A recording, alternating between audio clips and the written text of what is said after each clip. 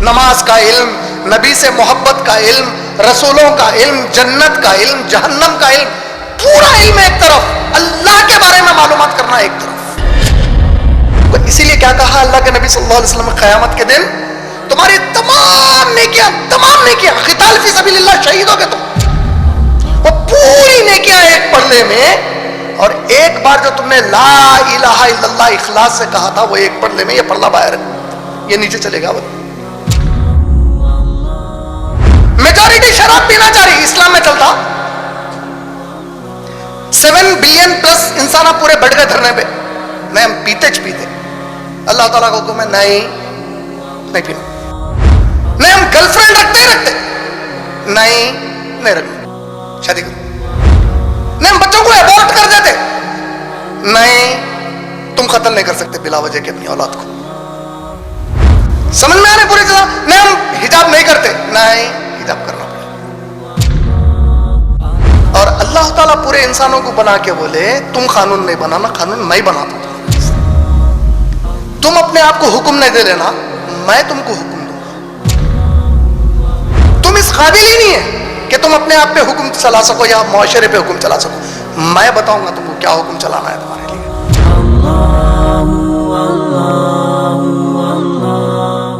السلام علیکم ورحمۃ اللہ وبرکاتہ۔ بسم اللہ الرحمن الرحیم۔ میں سماک حسین صدیقی باحیثیت ناظم جلسہ آپ تمام مرد اور خواتین کا آج یعنی 13 دسمبر 2020 عیسوی بروز اتوار کو تہ دل سے استقبال کرتا ہوں۔ انشاءاللہ اس مجلس کے آغاز کے لیے میں IREF کے اسٹوڈنٹ قاری عبدالرحمن کو دعوت دیتا ہوں کہ وہ آئے قرآن پاک سے قرات پڑھیں اور اس کا مفہوم سنائیں۔ قاری عبدالرحمن۔ آپ سب کا میں تہ دل سے استقبال کرتا ہوں۔ السلام علیکم ورحمۃ اللہ وبرکاتہ۔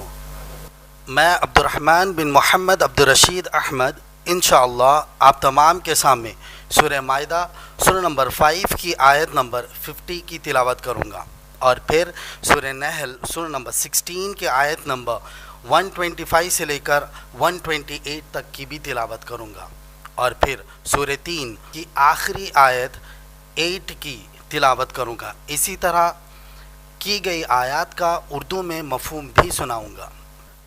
اعوذ باللہ من الشیطان الرجیم،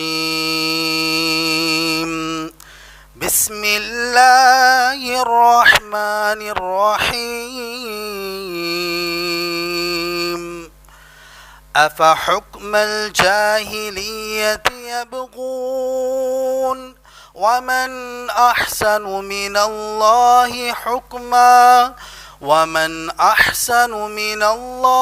حکما لقوم یوقنون۔ یا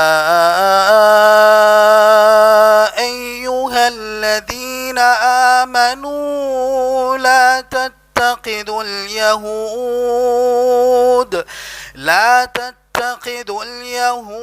والنصارى أولياء بعضهم أولياء بعض ومن يتولهم منكم فإنه منهم إن الله لا يهدي القوم الظالمين۔ بسم اللہ الرحمن الرحیم، ادعو إلى سبيل ربك بالحكمة وموعظة الحسنة وجادلهم بالتي هي أحسن إن ربك هو أعلم بمن ضل عن سبيله وهو أعلم بالمهتدين وإن عاقبتم فعاقبوا بمثل ما عوقبتم به ولئن صبرتم لهو خير للصابرين واصبر وما صبروك إلا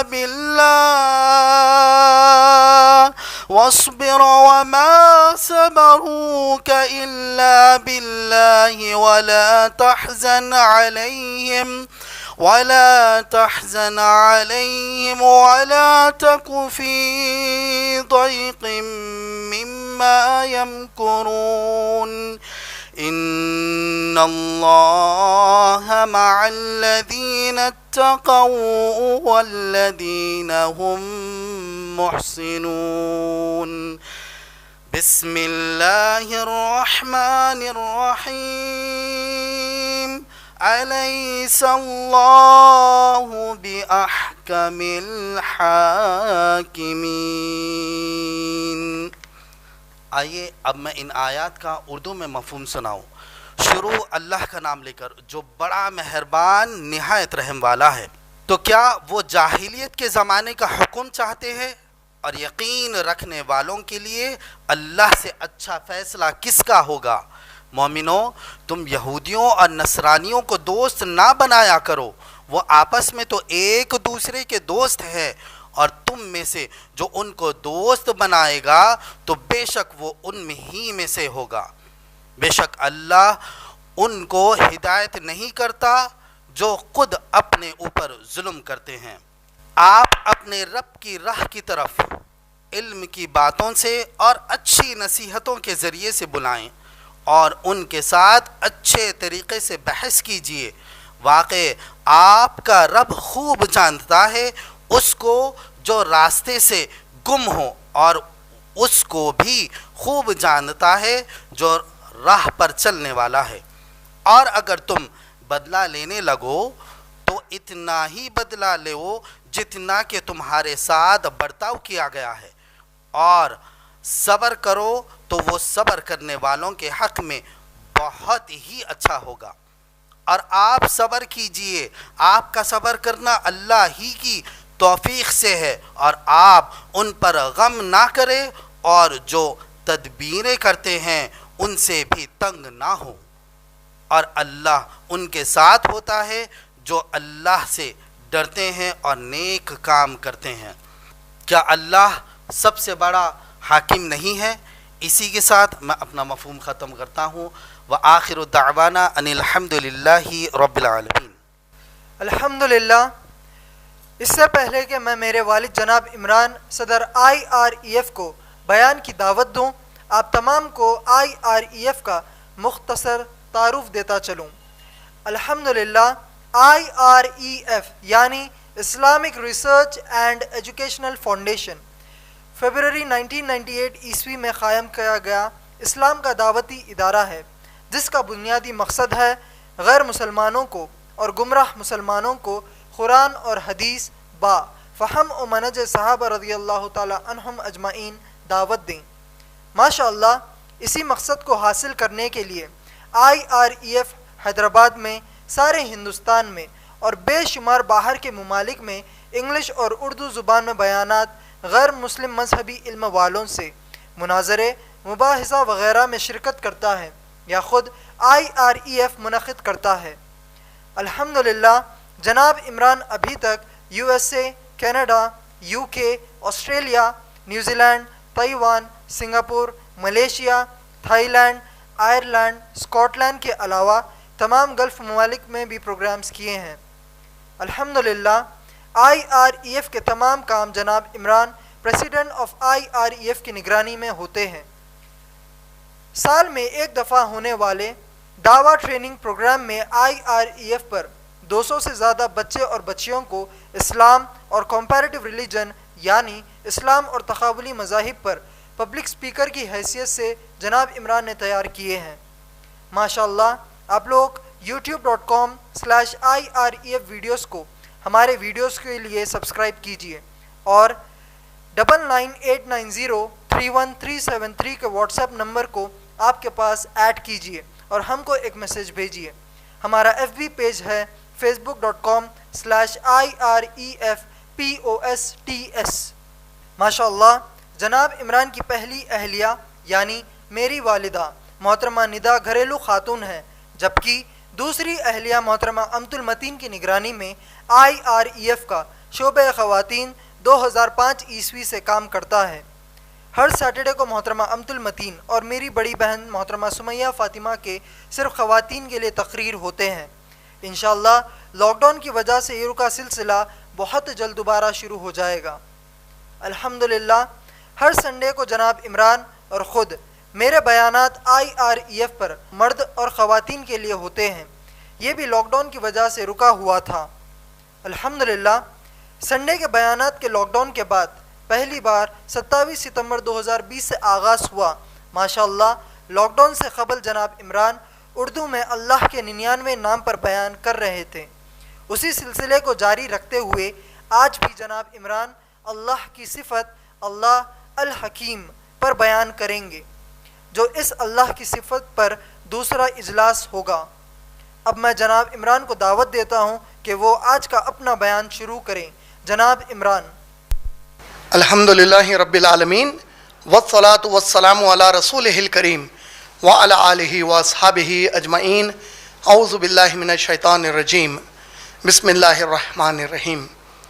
یؤتی الحکمۃ من یشاء ومن یؤت الحکمۃ فقد اوتی خیرا کثیرا وما یذکر الا اولو الالباب، اما بعد، هو الذی ارسل رسولہ بالہدی ودین الحق لیظہرہ علی الدین کلہ ولو کرہ المشرکون، اما بعد، وَإِن تَتَوَلَّوْا يَسْتَبْدِلْ قَوْمًا غَيْرَكُمْ ثُمَّ لَيَكُونُوا أَمْثَالَكُمْ رَبِّ اشْرَحْ لِي صَدْرِي وَيَسِّرْ لِي أَمْرِي وَاحْلُلْ عُقْدَةً مِّن لِّسَانِي يَفْقَهُوا قَوْلِي۔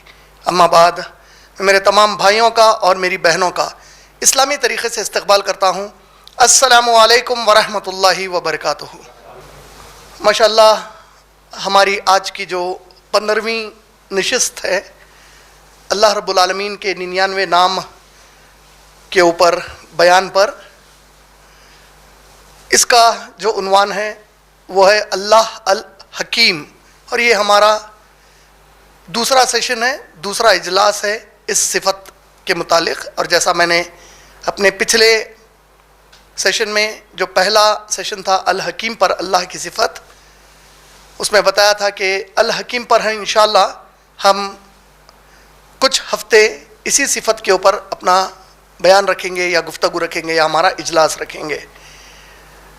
لہٰذا پچھلی گفتگو کو آگے بڑھانے سے پہلے بعض چیزیں جو میں نے پچھلے بیان میں کہی تھی اس کو دہراتے ہوئے اسی گفتگو کو آج آگے بڑھاؤں گا۔ اللہ تعالیٰ کی جو صفت الحکیم ہے، اس میں واضح طور پر ال جب آتا ہے تو خاص اللہ کے لیے ہو جاتی ہے وہ صفت۔ حکیم، ہا، کاف اور میم، یہ تین اس کے بنیادی حروف ہے جس سے وہ لفظ حکیم، حکم، احکام، حکومت، حکمت، یہ تمام الفاظ اسی سے بنے ہیں۔ اللہ رب العالمین کے لیے یہ صفت قرآن مجید میں الحکیم کی جملہ 33 مرتبہ استعمال ہوئی ہے، 33 ٹائمز اللہ کے لیے الحکیم کی صفت قرآن مجید میں استعمال ہوئی ہے۔ الحکیم کے صفت میں کئی معنی آتے ہیں۔ جو مشہور معنی الحکیم کے لیے ہمارے آج کے دور میں مشہور ہو چکا ہے وہ ہے حکمت۔ پھر میں نے پچھلے اپنی نشست میں واضح کیا تھا کہ منافقت کو حکمت کا نام نہیں دیا جا سکتا۔ منافقت کے بارے میں نے کہا تھا کہ نفاق ایک ایسی بیماری ہے جو اللہ رب العالمین نے وعدہ کیا ہے، اللہ وعدہ کیے ہیں قرآن پاک میں کہ میں یہ بیماری چند ایسے مسلمانوں کے دل میں ڈالوں گا جو تکنیکی اعتبار سے مسلمان تو ہوں گے کہنے کے لیے تو مسلمان ہوں گے، وہ خود اپنے دعوے میں اپنے آپ کو مسلمان کہتے ہوں گے، نمازوں کو بھی آتے ہوں گے، روزے بھی رکھتے ہوں گے، زکوٰۃ بھی دیتے ہوں گے، حج بھی کرتے ہوں گے، قتال فی سبیل اللہ بھی کرتے ہوں گے، لیکن اللہ کی نظر میں وہ منافقین ہیں۔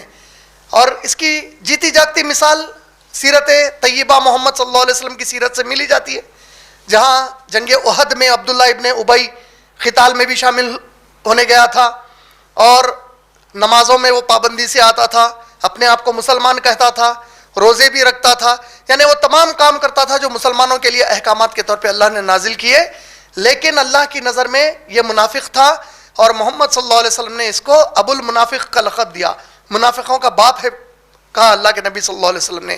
تو یہ ایک بیماری ہے جس کا تذکرہ اللہ نے سورہ توبہ سورہ نمبر 9 کی آیت نمبر 75 سے 80 کے درمیان کیا۔ سورہ بقرہ کی شروع کی آیتوں میں اللہ نے فرمایا، اور یہاں تک کہ سورہ بقرہ کی جو شروع کی آیتیں ہیں، آیت نمبر 1 سے لے کر آیت نمبر 18 تک، ان آیتوں کے بارے میں ایک حدیث پاک میں اللہ کے نبی کریم صلی اللہ علیہ وسلم فرماتے ہیں، ان آیتوں کو کثرت سے پڑھ لیا کرو، یہ آیتیں تمہارے دل کے اندر کے نفاق کا علاج ہے، بولے محمد صلی اللہ علیہ وسلم۔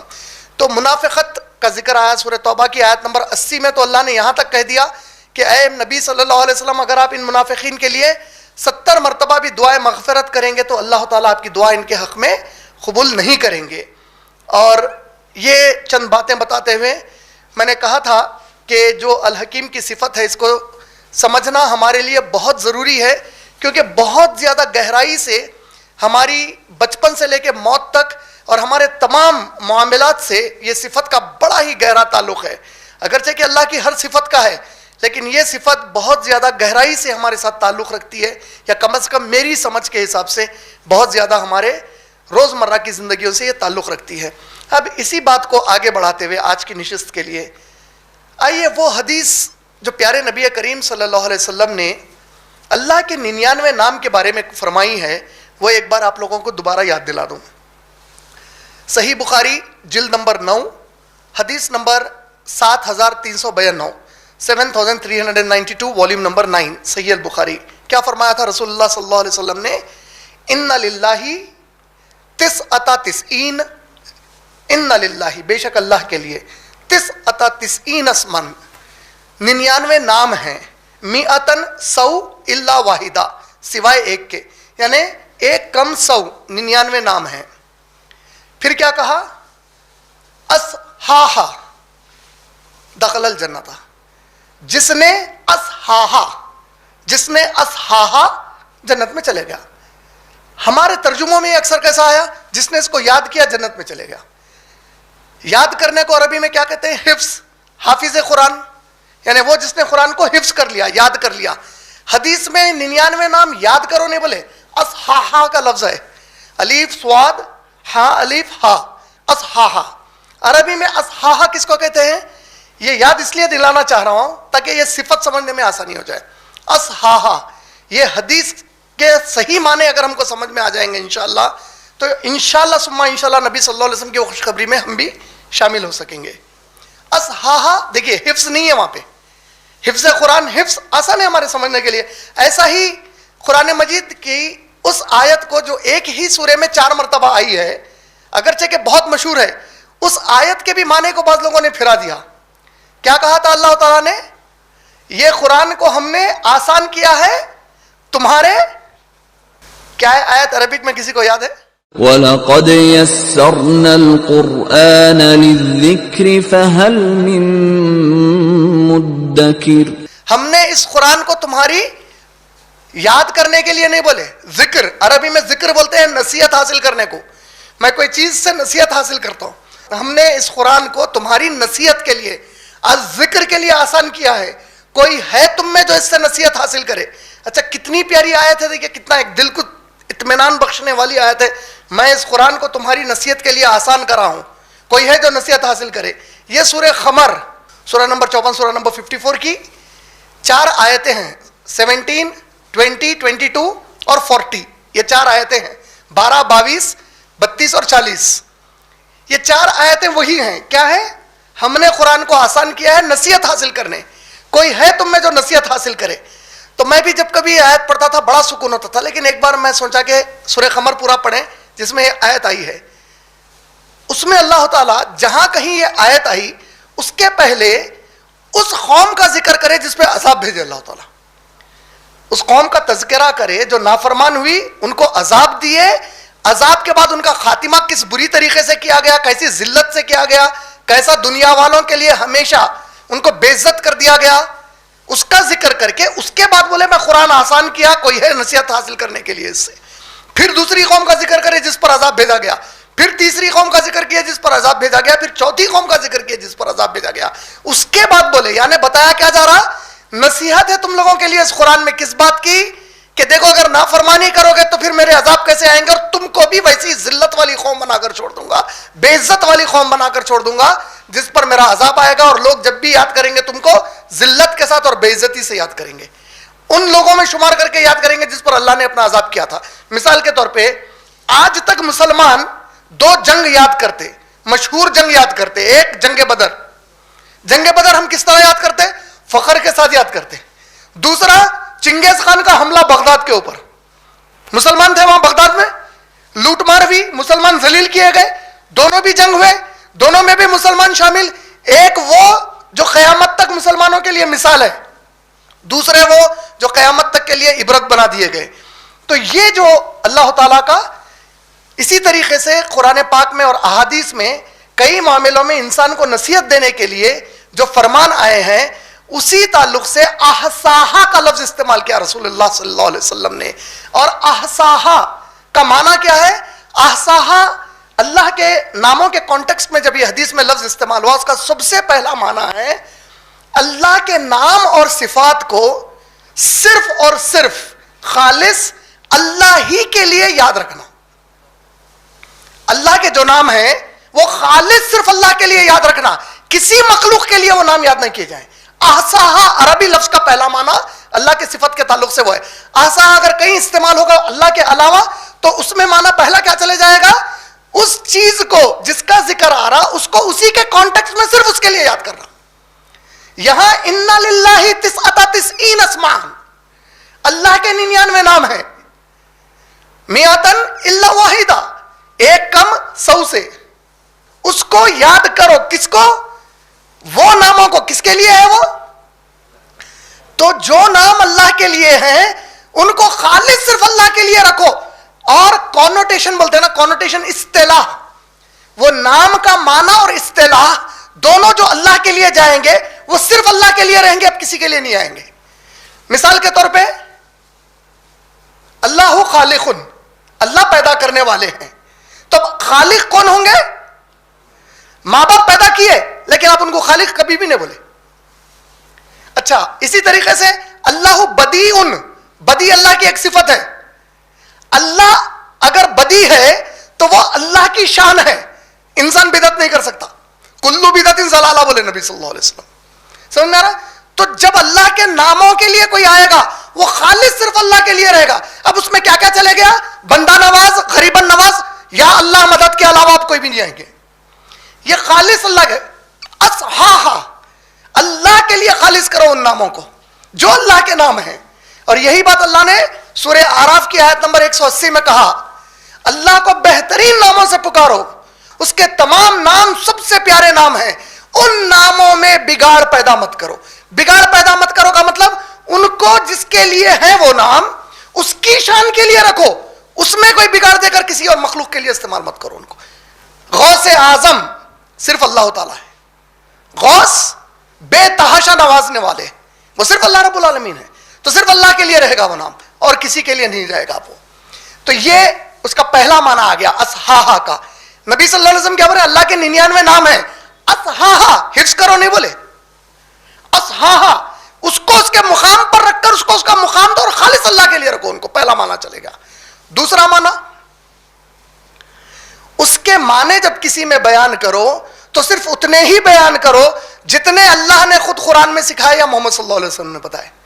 ابو بکر صدیق بھی اللہ کے کسی نام کا معنی بتائیں گے، ہم اس کو قبول نہیں کریں گے. کیوں؟ کیونکہ وہی صرف اللہ کے محمد صلی اللہ علیہ وسلم کو آتی تھی، ابو بکر صدیق کو آتی تھی، نہ عمر کو، نہ عثمان کو، نہ علی رضی اللہ تعالیٰ عنہ مجمعین کو. ان میں سے کوئی بھی اللہ کے معنی سوائے اللہ کے نبی کے بتائیں گے، ہم وہ اللہ کا معنی نہیں لے سکتے. کیوں؟ یہ غیب کا تعلق ہے اس سے، یہ خالص اللہ کا تعلق ہے, اس کا تعلق وحی سے ہے. جہاں وہی نبی کے بعد کسی اور پہ آ گئی, بولے آپ اسلام کے باہر ہو گئے. اور غیب کا علم وحی کے ذریعے دیا جاتا. جو چیز انسان کے لیے غیب ہے اس کا علم اللہ نے وحی کے ذریعے نبیوں کو دیا. محمد صلی اللہ علیہ وسلم, سورہ نجم سورہ نمبر 53 کی آیت نمبر 3 اور 4, محمد صلی اللہ علیہ وسلم نہیں کہتے کچھ بھی سوائے اس کے جو ہم ان پر وحی کرتے ہیں. تو وہی جو اللہ نے کیا وہ چیزیں ہیں جو اللہ چاہتے تھے محمد صلی اللہ علیہ وسلم کو معلوم ہو, اور محمد صلی اللہ علیہ وسلم نے سب کو بتا دیا. اب محمد صلی اللہ علیہ وسلم چلے گئے, وہی بند ہو گئی. تو اب اس کے بعد کوئی بھی اگر اللہ کے نام کے معنی بتائے گا تو اللہ کے نام کے معنی بتانے کے لیے وہ چیز اللہ پہلے بتانا پڑے گا. اللہ کس سے بتاتے ہیں؟ اللہ کس تک اپنی وحی بھیجتے ہیں؟ نبیوں تک. نبیوں کا خاتمہ وحی کا خاتمہ. تو اب معنی اللہ کا, جب آپ کوئی بھی نام کا یا صفت کا معنی دیکھیں گے, غور کریں گے, سمجھیں گے یا سمجھائیں گے, اصحاحا کے اندر دوسرا معنی کیا گیا؟ اللہ کے نام اور صفات ویسے ہی سمجھنا اور سکھانا جیسے اللہ نے بیان کیا اور محمد صلی اللہ علیہ وسلم نے سکھایا. یہ دوسری شرط ہو گئی اس کی. تیسری شرط, اللہ کے تمام نام اور صفات کو اپنی روز, یہ سب سے اہم ہے, ہم جیسے میٹیریلسٹک خود غرض لوگوں کے لیے ہم خود غرض ہے. کیوں؟ ہمارے پاس فائدہ پہنچا تو بہت اچھا, نقصان ہوتے اللہ واویلا مچاتے, ماتم کرنا شروع کر دیتے. اللہ کے نزدیک کیا ہے؟ اللہ کے تمام اور صفات اور نام کے لیے اصحاحا کے معنی کیا ہے؟ دیکھو, اللہ کے تمام نام اور صفات آپ کی زندگی کے ہر مسئلے میں آپ فوراً اس کو یاد کرنا اور اس سے مدد طلب کرنا, پکار کر اللہ تعالیٰ کو. اچھا, یہ کب کر سکتا ہوں میں؟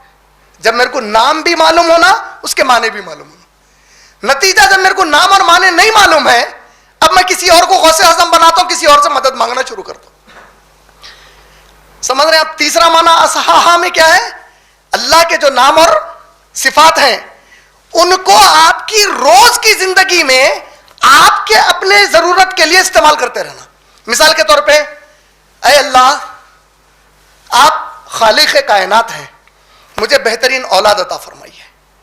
اے اللہ آپ غنی ہیں, مجھے مال عطا فرمائیے. اے اللہ آپ رازق ہیں, رزق عطا فرمائیے, رزق کے دروازے کھول دیجئے. سمجھ رہے نا؟ اللہ کے نام اور صفات کے معنی معلوم ہے تو دعا کریں گے. تو وہ جو اللہ کے نام اور صفات کے معنی ہیں وہ یاد رکھنا, اور ان سے روز کی زندگی میں آپ کے جو مسائل ہیں وہ مسائل کے حساب سے اللہ کے وہ نام کو استعمال کرنا. یہ ہے اصحاحا کا معنی. اس کا چوتھا معنی کیا ہے؟ اللہ رب العالمین کے جو نام اور صفات ہیں ان کی تجوید بالکل واضح رہنا جب اللہ کو پکار رہے ہیں اس سے. سمجھ رہے؟ الحکیم, ہا کی جان سے آواز آنا ہے, وہاب ہا کی آواز. تجوید, قرآن کی تجوید کی بڑی اہمیت ہے. قرآن جس کا کلام ہے اس کے نام اور صفات ہیں, تو اس میں تجوید کا ہونا, یہ پورے 4 معنی اصحاحا میں جمع ہو گئے. حدیث کیا آ رہی؟ یاد کرے تو جنت میں جاتے, نہیں بولے اصحاحا. ان کو صحیح طریقے سے حاصل کرو, کمپریہینڈ دیم, سمجھو اور استعمال کرو اپنے لیے. سمجھ میں آگے بات؟ تو دخل الجنہ, چلے جاؤ جنت میں, بولے نبی صلی اللہ علیہ وسلم. اس کے بعد کلیئر ہے یہ یہاں تک؟ اچھا, اب یہ حدیث کیوں سنایا ہمیں؟ کیونکہ الحکیم یہ جو نام اور صفت ہے, اگر میں اس کو اس طریقے سے نہیں سمجھا جس طریقے سے نبی صلی اللہ علیہ وسلم اور اللہ تعالیٰ سمجھا ہے ان کو, اگر اس طریقے سے نہیں سمجھا جس طریقے سے وہ معنی کا استعمال کیا محمد صلی اللہ علیہ وسلم, تو میں الحکیم کی صفت سمجھا ہی نہیں. اور الحکیم کی صفت میری زندگی کے لیے بہت معنی رکھتی, ہم سب کی زندگی کے لیے معنی رکھتی, کیونکہ اس میں 2 اہم معنی آتے جو ہم اکثر استعمال کرتے. ایک حکم دینا, حکومت چلانا. دوسرا حکمت کے ساتھ کرنا. پھر وہ اچھا, پھر ایک چیز بتا دوں, معلومات اور علم میں فرق ہے. معلومات, کئی چیزوں کے معلومات ہو سکتے مجھے, جھاڑ ہے, پتھر ہے, پانی ہے, آگ ہے, لکڑی سے آگ لگتی, پانی آگ بجھاتا, یہ معلومات ہے میرے. یہ معلومات نہیں ہے, یہ علم ہے. معلومات کے استعمال کا نام علم ہے. معلومات کیا ہے؟ یہ آگ ہے, یہ پانی ہے, یہ میرے معلومات ہے. علم کیا ہے؟ پانی آگ کو بجھاتا, یہ میرا علم ہے. سمجھ میں آ گیا؟ معلومات اور علم میں فرق. معلومات کئی چیزیں, معلومات میں کئی چیزیں معلوم ہے مجھے. علم یہ علم ہے. کھانا میں کھا رہا ہوں اور کہیں پہ اگر گوبر پڑا ہے کھا رہا ہوں, یہ علم ہے میرا, یہ کھانا ہے یا نہیں کھانا ہے. کہیں فضلہ پڑا ہے اس میں ہاتھ ڈال رہا ہوں, عطر ہے جسم پر لگا رہا ہوں. علم الگ چیز ہے, معلومات الگ چیز ہے. معلومات اور علم یہ دونوں جب ملتے, حکمت آنے کے لیے چار چیزیں آ جانا. اب اس میں صحیح علم آنا پہلے آپ کے پاس. اگر مجھے یہ صحیح علم نہیں ملا کہ اگر میں کاڑی سلگایا پیٹرول کے قریب تو کیا ہوتا, نتیجہ بڑا نقصان ہوتا. تو معلومات جو ہو رہے میرے, اس کے لیے صحیح علم آنا, صحیح علم, صحیح مقام, صحیح وقت, صحیح طریقہ, یہ چار چیزیں جب میں جمع کروں گا میرے معلومات کے استعمال کے لیے, چار چیزیں جمع ہونا. اس میں صحیح علم کون سا ہے, غیر صحیح علم کون سا ہے. اللہ کا علم صحیح علم, شیطان کا علم غیر صحیح علم. میں ماں باپ کو بھائی بہن پکارتا ہوں, صحیح علم میری ماں میرا باپ, صحیح علم یہ میرا بھائی ہے میری بہن.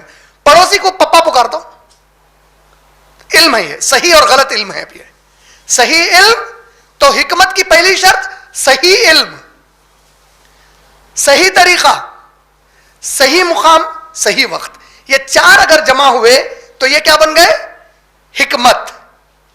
اچھا, یہ امت کو اللہ تعالی حکمت کے لیے تین اہم چیزیں تعلیم کے طور پہ دیے. علم کا حاصل کرنا تعلیم ہے, معلومات.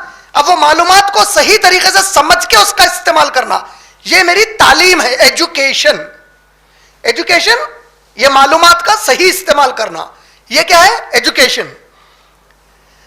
سب سے صحیح علم اللہ تعالیٰ قرآن کے ذریعے سے دے دیا. سب سے بہترین طریقہ اس علم کو حاصل کرنے کا محمد الرسول اللہ صلی اللہ علیہ وسلم کے ذریعے سے دے دیے. اور ساتھ میں حکم دیے کہ یہ دو طریقوں کو تم استعمال خود پہ کرو گے, خاندان پہ کرو گے, معاشرے پہ کرو گے, زمین پر کرو گے تو ہی کامیاب ہوگے. کہاں کامیاب ہوگے, یہاں اور آخرت میں. یہ میرا ایمان ہے. اچھا, ایمان تو میں برابر بولتے جا رہا ہوں, لیکن ہم لوگ اس کو گہرائی میں کبھی سمجھ نہیں پا رہے ہیں. نہیں سمجھنے کی کئی وجوہات ہیں. ایک, اس کے بارے میں زیادہ ہمارے پاس ڈسکشنز نہیں ہوتے, اس کے بارے میں ہم خود محنت کرنے کی کوشش نہیں کرتے. نتیجہ کیا ہو رہا, بس زبان, یہ سب چیزیں میں بول رہا ہوں. دنیا کا کون سا مسلمان ہے میں جتنی چیزیں بولا اس کو نہیں مانتا؟ بھائی جاہل کو بھی جا کے ٹھہر کے میں یہ بات بولا تو مان رہا. اب اس کے ماننے میں, میرے ماننے میں, ایک عالم دین کے ماننے میں, ایک بہت بڑے حکمت والے کے ماننے میں فرق کیا ہے؟ بہت بڑا فرق ہے, کیونکہ سب کے درجات الگ ہے. وہ علم کو حاصل کرنے کے, سمجھنے کے, اس پر عمل کرنے کے اور اس کے فائدہ اٹھانے کے. سمجھ میں آ رہا؟ اچھا, سب سے پیارا علم کون سا ہے؟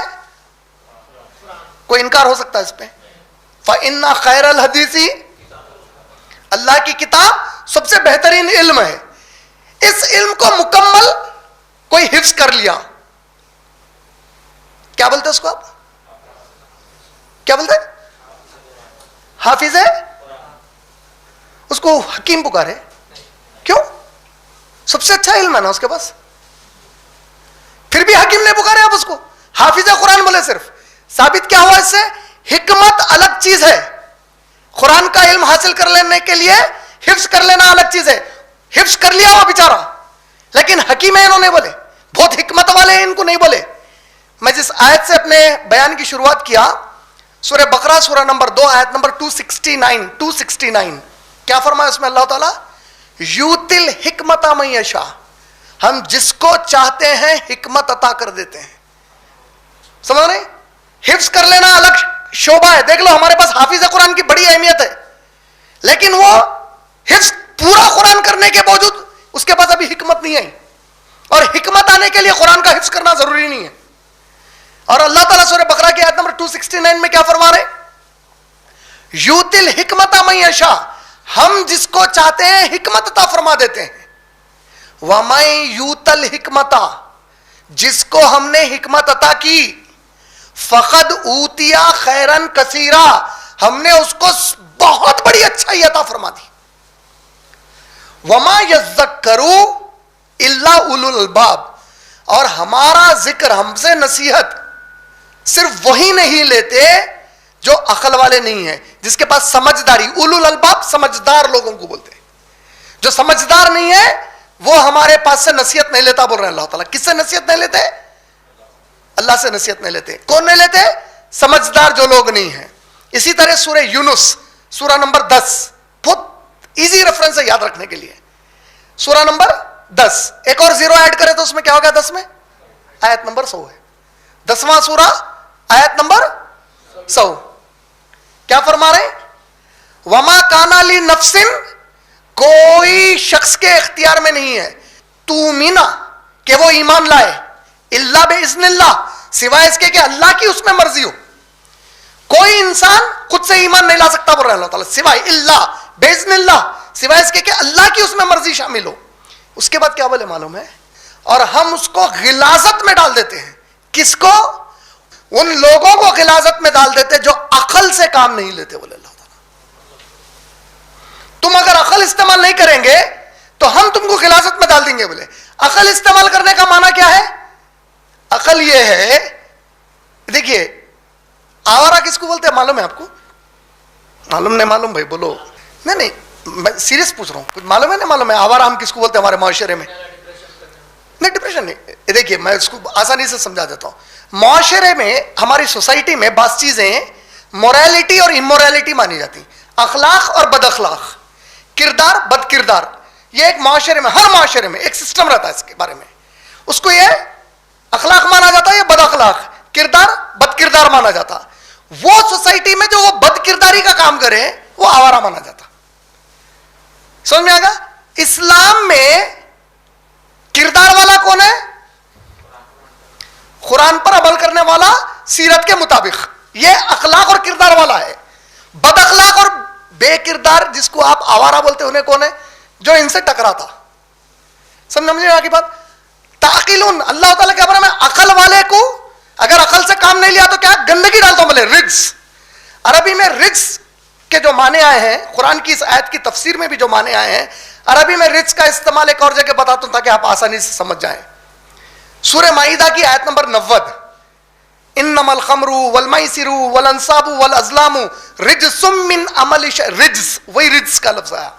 شیطان کے بہت ہی گندگی، ناپاکی، غلاظت یہ اعمال ہیں. کیا کیا؟ شراب، جوا، بتوں کی پوجا اور غیب کے بارے میں علم حاصل کرنا گندگی ہے شیطان کی، اس کے قریب بھی مت جاؤ. بولے یہاں کیا بول رہے ہیں؟ وَيَجْعَلُ الرِّجْسَ، ہم خود ان کے اوپر ناپاکی ڈال دیتے، بول رہے ہیں اللہ تعالیٰ. کس کے اوپر؟ جو عقل سے کام نہیں لیتے. عقل کیا تھی؟ عقل یہ تھی کہ ہم کو پیدا کرنے والے خالق نے کہا کہ اگر تو عقل مند رہے گا تو میری اور میرے رسول کی اطاعت کرے گا اور قرآن کو اپنی زندگی کا قانون مانے گا. جو اس کے خلاف جائے گا اس کو میں گندگی ڈالتا ہوں. بولے اللہ تعالیٰ کیا گندگی ڈالتے؟ بولے سورہ توبہ سورہ نمبر 9 کی آیت نمبر، آپ اگر 110 سے لے کر 129 تک پڑھیں گے تو اللہ تعالیٰ 125 سے 127 کے بیچ میں فرمائے یہ جو منافقین ہیں ان کے دل میں جو بیماری ہے، اس بیماری کے اوپر ایک اور گندگی ڈال کے اور بیمار کروں گا ان کو. بولے پہلے سے بیماری ہے نفاق کی، وہ خود اتنی خطرناک ہے، اس میں اور اضافہ کر کے گندگی ڈالتے چلے جاؤں گا. بولے کیوں؟ کیونکہ اللہ کے احکامات نہیں مان رہے تھے. بولے سمجھ میں آ گیا؟ بد عقلی کیا ہے؟ یہ سمجھ جانا کہ میں منافق نہیں ہوں، یہ بد عقلی ہے. اوور کانفیڈنٹ ہوں میں، اب یہ سب سننے کے باوجود سوچ رہا ہوں یہ میرے لیے نہیں کسی اور کے بولا جا رہا، میں کمپلیسنٹ ہو جا رہا ہوں، اطمینان میں نہیں. میرے منافق کو بول رہے ہیں، میرے کو نہیں بول رہا، میں تو عقل سے کام نہیں لے رہے. سمجھ میں آ گیا؟ اچھا مجھے کیسے معلوم ہو کہ میں جو اللہ کے نام اور صفات کی تعلیم لے رہا ہوں اس سے مجھے فائدہ پہنچ رہا ہے یا نہیں پہنچ رہا؟ بھائی آپ لوگ اتنا ٹائم نکال رہے ہیں، میں اپنا ٹائم آپ لوگوں کو جو نکال کے دے رہا ہوں، ہم سب ٹائم نکال رہے ہیں، اس سے کچھ فائدہ ہونے والا ہے نہیں ہونے والا ہے؟ یا ایک روٹین بس آ جاؤ؟ نہیں، یہ تو دیکھو منہ زبانی بول رہے ہیں، یہ بات ہم مان رہے ہیں، لیکن اس کو تصدیق کرنے کے لیے اس کو صحابہ اور نبی صلی اللہ علیہ وسلم کیسا سمجھے تھے؟ دیکھو دنیا میں اللہ کے علم سے بڑا کوئی علم ہو ہی نہیں سکتا. آپ ہر چیز کا علم ذکر کر لو، نماز کا علم، نبی سے محبت کا علم، رسولوں کا علم، جنت کا علم، جہنم کا علم، پورا علم ایک طرف، اللہ کے بارے میں معلومات کرنا ایک طرف. اسی لیے کیا کہا اللہ کے نبی صلی اللہ علیہ وسلم، قیامت کے دن تمہاری تمام نیکیاں قتال فی سبیل اللہ، شہید ہو گئے تم، وہ پوری نیکیاں ایک پڑلے میں، اور ایک بار جو تم نے لا الہ الا اللہ اخلاص سے کہا تھا وہ ایک پڑلے میں، یہ پڑلا باہر ہے، یہ نیچے چلے گا. بول اتنا وزن ہے لا الہ الا اللہ میں، کیونکہ اللہ سے خالص جڑی ہوئی چیز ہے وہ. سمجھ میں آ رہا؟ یہ جو علم ہے ہمارا اللہ کے بارے میں، مجھے فائدہ دے گا یا نہیں؟ اس سے اگر میں بغیر فائدے کے وہ چیز کر رہا ہوں تو میں حکمت کر رہا ہوں، یہ حکمت ہے؟ بیوقوف ہو گیا، بدعقل ہو گیا. حکمت وہ چیز کرو جس میں صحیح علم، صحیح جگہ، صحیح مقام، صحیح طریقہ. تو اب صحیح طریقہ کیا ہے؟ نبی کا طریقہ. صحیح علم قرآن کا اور حدیث کا علم. ساتھ میں صحیح علم میں قرآن حدیث اس لیے ایڈڈ ہے کیونکہ اللہ کا حکم ہے نبی کو ایڈ کرو، لیکن صحیح علم القرآن، وہ صحیح علم ہم کو سکھایا کہ نبی کے طریقے پہ آ جاؤ. نبی کے طریقے کے لیے مجھے قرآن اور حدیث دونوں کی ضرورت ہے. اب صحیح مقام، اس کو اب استعمال کرنے کے لیے مجھے مقام چاہیے. دیکھیے یہ پوائنٹس کو یاد رکھیے کیونکہ آگے جو تقریر کے پارٹس آ رہے ہیں نا یہ پورے کنیکٹ ہوں گے آپ لوگوں جا کے انشاءاللہ. صحیح علم آ گیا، صحیح طریقہ، صحیح مقام اور صحیح وقت، یہ پورے چیزیں مل کر حکمت بن رہے ہیں. حکمت کے لیے علم کا ہونا ضروری ہے. علم میں علم تو لے رہے ہیں، اس میں سب سے اونچائی کا علم وَمَنْ أَحْسَنُ قَوْلًا مِّمَّنْ دَعَا إِلَى اللَّهِ. سورہ فصلت کی آیت نمبر 33 میں اللہ تعالیٰ کیا بولے؟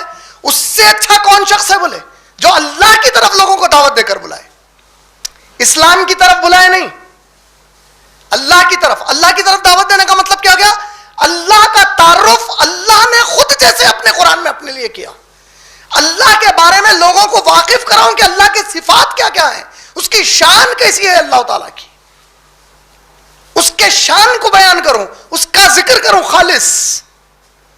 ورنہ اگر آپ یہ نہیں کرے اور منہ زبانی بولتے رہے، تمام عمل کر رہے نیکیوں کے، ہر چیز آپ کر لے رہے، مسجد بھی بنا دیا تو سورہ توبہ پڑھ لو، گرا دی اللہ تعالیٰ مسجد، گرا بولے نبی صلی اللہ علیہ وسلم. وہ مسجد جو انہوں نے ٹھہرائی تھی کیا وہ اس تقوی سے بہتر ہے جو اللہ کے ڈر سے قائم کی گئی؟ ہو ہی نہیں سکتی. یہ تو وہ چیز انہوں نے اٹھا لی ہے بولے اللہ تعالیٰ سورہ توبہ میں جو ان کے ساتھ جہنم میں پھینکی جائے گی. بولے گروائے نہیں گروائے، مسجد کو گرائے نا. اچھا مسجد بنا تھے لوگ، درگاہ نہیں بنا تھے، اللہ کا گھر بنوائے تھے، مندر نہیں بنوائے تھے، اللہ کا گھر بنوائے تھے، چرچ نہیں بنوائے تھے، اللہ کا گھر بنوائے تھے، سینیگوگ نہیں بنوائے تھے. گرا دو بولے اس مسجد کو. کیوں؟ کیونکہ یہ لوگ روڑا ڈال رہے بولے اللہ کے لیے. اللہ تعالیٰ مسجد کے ذریعے روڑا ڈال رہے بولے. تو آپ اپنے خود کے اعمال کو کتنے بار غور کیے کہ آپ کتنے لوگوں کے لیے اسلام کے راستے میں روڑا بنے ہوئے فی الوقت. آج اگر جائزہ لیا جائے تو اسلام سے بدظن کیوں ہیں معلوم لوگ؟ کیونکہ مسلمان کی وجہ سے، ہم مسلمانوں کی وجہ سے اسلام سے بدظن ہو گئے لوگ. ہم کو دیکھ کر لوگ اللہ اور اس کے نبی صلی اللہ علیہ وسلم سے دور ہو جا رہے ہیں. آج ایسا ماحول یہ سب کیوں ہوا؟ کیونکہ جو قوم اللہ پہ ایمان لائی وہ اللہ کے تعارف میں ہی نہیں ہے، اور اللہ کا تعارف اللہ کے نام اور صفات کے بغیر آ ہی نہیں سکتا. اور جب میرے کو اللہ کے نام اور صفات معلوم ہی نہیں ہے تو میری روزمرہ کی جو صحا کا لفظ آیا اس کے استعمال میں، میرے روز کے استعمال میں جو اللہ کے نام اور صفات چاہیے میرے پاس ہے ہی نہیں. وہ سمجھے؟ پھر موٹی موٹی باتیں ایک بار دیکھیے، میں بار بار اس لیے دہراتے جا رہا ہوں تاکہ آپ لوگ محسوس کریں اس وزن کو جو کمی ہمارے پاس ہے اور جس کی وجہ سے مشکلات میں گرے ہوئے ہیں پوری طریقے سے. آج آپ 30-40 لوگ 50 لوگ ہوں گے بہت سے، وہ تو پورے دفتر میں میرے ماشاءاللہ IREF کے، یہ 50 کی یہ کم تعداد، یہ ہم کو یہ غلط فہمی میں نہ ڈالے کہ اس کا اثر نہیں ہوتا. نہیں، جو بات دل سے نکلتی ہے اثر رکھتی ہے، پر نہیں مگر طاقت پرواز رکھتی ہے بولے علامہ اقبال. بات اگر ہم دل سے کر رہے ہیں اور آپ دل سے سن رہے ہیں تو یہی مجموعہ اللہ جانے قیامت کے دن کتنوں کے خلاف حجت بنا دیا جائے گا. تم لوگ کیا کر رہے تھے اور یہ لوگ میرے لیے وقت نکال کے آئے تھے. اس کو چھوٹی محفل مت سمجھو، نہ اس کو چھوٹا کام سمجھو. اس سے بڑا اس زمین پہ کوئی کام ہو ہی نہیں سکتا ہماری زندگی میں کہ ہم اللہ کے بارے میں سوچ کے دیکھو. آپ لوگ کس کے لیے جمع ہوئے؟ کوئی دوسرا کوئی ریزن نہیں ہمارے پاس, اور خالص اللہ کے لیے ٹھہرے ہوئے ہم لوگ یہاں پہ آ کے ماشاءاللہ. تو سب سے پیاری محفل کائنات کی ہے جب خالص اللہ کا ذکر آ جائے. مسجدوں کے لیے بولے خالص اللہ کے ذکر کے لیے رکھو, بولے مسجدوں کو. تربیت کیا کی ہے محمد صلی اللہ علیہ وسلم اس کی, جب مسجد میں ہو تو دنیا کی کوئی گفتگو مت کرو, مسجد کے باہر جا کے کرو. بولے سمجھ تو کتنی اہمیت ہے اللہ کے نام اور صفات کی. تو الحکیم یہ پورے حکمت کی باتیں ہیں, یہی ہے نا حکیم لقمان, حکمت کی بات. سورہ لقمان آپ جب پڑھتے سورہ نمبر 31, کیا تھی بھئی ان کی حکمت کی باتیں؟ 2 آیتوں میں پوری حکمت کی بات بتا دی اللہ تعالیٰ. اس میں انہوں جو حکمت کی بات کرے, اپنے بچوں کو وصیت کرے. کیا وصیت کرے؟ پہلی وصیت سب سے بڑی حکمت کی, اللہ کے ساتھ کبھی کسی کو شریک مت کرو. دوسری وصیت, جہاں کہیں رہو نماز پڑھتے رہو. دوسری وصیت حکمت سب سے بڑی. اللہ تعالیٰ حکیم لقمان بولے ان کو. نبی صلی اللہ علیہ وسلم حکیم پیغمبر نہیں ہے انہوں. ایسا نیک بندہ, ان کی 2 نصیحتوں کو اللہ تعالیٰ حکمت بول دیا پوری. سمجھ رہے اللہ کے تعلیم کی اہمیت کتنی بڑی ہمارے پاس ماشاءاللہ. ومن احسن, اللہ سوال کرا کوئی ہے کیا اس سے بہتر جو اللہ کی طرف بلائے. تو یہ بات کو محسوس کرتے ہوئے ہم لوگ اللہ کا جو تعارف ہے وہ لینے کی کوشش کریں گے. اللہ سے دعا ہے کہ اللہ میرے علم میں اضافہ اور برکت دے, اور آپ لوگوں کے سننے میں اور ہم سب کے عمل کرنے میں برکت عطا فرمائے, اور وہی طریقے کی طرف ہم کو ہدایت عطا فرمائے جس طریقے کو قائم کرنے اللہ نے محمد صلی اللہ علیہ وسلم کو بھیجا تھا. ماشاءاللہ دل سے دعا کرو. یہ مت سمجھو کہ میں اس پہ ہوں آلریڈی, یہ دعا کرو کہ اللہ مجھے ان میں سے کر دے. فیصلہ تو قیامت کے دن ہونے والا ہے سب کا. ساتھ میں اب یہ پوری باتیں بتانے کے بعد یہ سمجھاتا چلوں, آج جو ہم کو علوم دیے جا رہے ہیں, ایجوکیشن دیا جا رہا, اس کے کچھ پلیٹ فارمز ہیں. آج دنیا میں آپ تعلیم یافتہ ہے. کون تعلیم یافتہ ہے آج کی دنیا میں؟ جس کے پاس جتنی ہائی اسٹینڈرڈ کی ڈگری ہے انہیں اتنا زیادہ ایجوکیٹڈ ہے. برابر بول رہا ہوں؟ بیسیکلی 6 پلیٹ فارم ہیں آج دنیا میں ایجوکیشن حاصل کرنے کے. آپ جو تعلیم حاصل کر رہے ہیں نا, اس کے 6 بیسک پلیٹ فارمز ہیں. پلیٹ فارم مطلب چبوترا, جہاں آپ ٹھہر کے تعلیم حاصل کرتے, معلومات حاصل کرتے, کوالیفائی کرتے اپنے آپ کو, ایجوکیٹ کر لیتے اپنے آپ کو. ناٹ کوالیفائی, ایجوکیٹ کر لیتے اپنے آپ کو. کیا ہے وہ 6 پلیٹ فارم؟ ایک ہے پری اسکولنگ. پری اسکولنگ ماں کی گود, ماں کی جو گود ہے, یہ پری اسکولنگ پلیٹ فارم ہے آپ کے لیے ایجوکیشن کا. سمجھ میں آ رہا؟ تو اسی لیے بولتے کہ جب ماں کے پیٹ میں بچہ رہتا, باضابطہ ایک سائنٹیفک ایکسپیریمنٹ ہوا اس کے اوپر. کیا ایکسپیریمنٹ ہوا؟ سائنٹیفک ایکسپیریمنٹ ہے. بچہ جب ماں کے پیٹ میں تھا تو یہ ایکسپیریمنٹ کرے وہ لوگ کہ کیا بچے کو باہر کی آوازیں سنے آتی, اور اگر آتی تو جب بچہ پیدا ہو جاتا کیا وہ آوازوں کو ریکگنائز کر سکتا یا نہیں کر سکتا انہیں. تو ایک پریگننٹ عورت کو لیے جو 6-7 مہینے کی پریگننٹ ہو چکی تھی, اور وہ عورت کو ڈیلی ٹائپ رائٹر کے سامنے بٹھاتے تھے. ٹائپ رائٹر کوئی ٹائپنگ کرتے رہتا تھا, ٹک ٹک ٹک ٹک ٹک ٹک ٹک ٹک ٹک, یہ اس کے سامنے بیٹھی رہتی تھی. اور دوسری پریگننٹ عورت کو لے کر ایسی جگہ بٹھا جہاں میوزک چلتے رہتی تھی. جب دونوں بیبیز کو ڈیلیور کیے, جب بچہ پیدا ہو گیا دونوں کا, بچہ پیدا ہونے کے بعد جو ٹائپسٹ کا بچہ تھا اس کو میوزک سنائے, کچھ بھی اثر نہیں ہوا اس کو. اور جب میوزک سن رہا تھا اس کو ٹائپ رائٹر کی آواز سنائے, کچھ بھی اثر نہیں ہوا. ٹائپسٹ کی آواز سننے والی جو عورت کا بچہ تھا, جب اس کو ٹائپ رائٹر کر لے کے گئے, انہیں ریئیکٹ کیا, کانسنٹریٹ کرنا شروع کرا, فوری توجہ دینا شروع کر دیا انہیں اس کے اوپر. اور جو میوزک سن رہا تھا وہ بچے کو جب میوزک کے پاس لے کے گئے, انہیں میوزک پہ توجہ کرنا شروع کر دیا. اور صحابیات کے دور میں قرآن سنتے تھے صحابیات, اور درس لیتے تھے اللہ کے نام اور صفات کا. تو جب بچے پیدا ہوئے صحابہ کے اور صحابیات کے, تو ان میں بھی وہ اسلام کا جذبہ لے کے پیدا ہوئے. سمجھ میں آ رہا ہے؟ آج ہمارے گھروں میں ناچ گانا ہر چیز ہو رہی, اللہ کا کہیں ذکر ہی نہیں ہے. بچہ جو پیدا ہو رہا انہیں بھی کیسا پیدا ہو رہا, وہی پیدا ہو رہا جس ماحول میں ماں پیٹ میں رکھ کے اس کو لا رہی تھی, بڑا کر لیتے. Preschool education. اب اس کے بعد بچہ پیدا ہو گیا, بچہ پیدا ہوتے گود میں آ گیا, آپ کے گود میں آتے اس کو گھر میں تربیت کیا ہو رہی؟ اگر صحابہ اور صحابیات ہے, یقیناً اللہ کا نام, محمد صلی اللہ علیہ وسلم کے بارے میں دعائیں, چلنے پھرنے کی دعائیں, اٹھنے بیٹھنے کی, گھر کے اندر قرآن کی تلاوتیں چل رہے ہیں. سمجھ میں آ رہا؟ اور ایک 1990s کا ایسا دور تھا انڈیا میں جہاں ہر گھر میں انڈیا کے ہمارے کلچر کے حساب سے مہابھارت اور رامائن چلتی تھی، رمضان میں بھی چلتی تھی گھروں میں. صحابہ کے پاس صرف قرآن، ان کا ہر کلچر، ان کی ہر پرانی جاہلیت کو لوگ چھوڑ دیے. سمجھ میں آ رہا ہے؟ صحیح علم، پری ایجوکیشن، پری اسکولنگ میں صحیح علم وہیں سے ماں کی گود سے شروع ہو گیا. اسی لیے بولتے ماں کی گود پہلا مدرسہ ہوتا اولاد کے لیے. اسی لیے حدیث کی آئی صحیح بخاری جلد نمبر 7 کی کیا حدیث ہے؟ 5090. تم 4 چیزوں کی وجہ سے عورت کو پسند کرتے ہو شادی کرنے کے لیے: دینداری، خوبصورتی، مال، اس کا خاندان. دینداری کو توجہ دو، برابر دینداری کو توجہ دو. ماں دیندار ہوگی، آنے والی نسل کی پری اسکولنگ اللہ کے نام پہ ہوگی. دیکھو اس کا مطلب یہ نہیں ہے کہ بدصورت کو جا کے حدیث غلط معنی میں کر کے غلط عمل کر کے حدیث کی وجہ سے ایسا ہوا نہیں بولنا.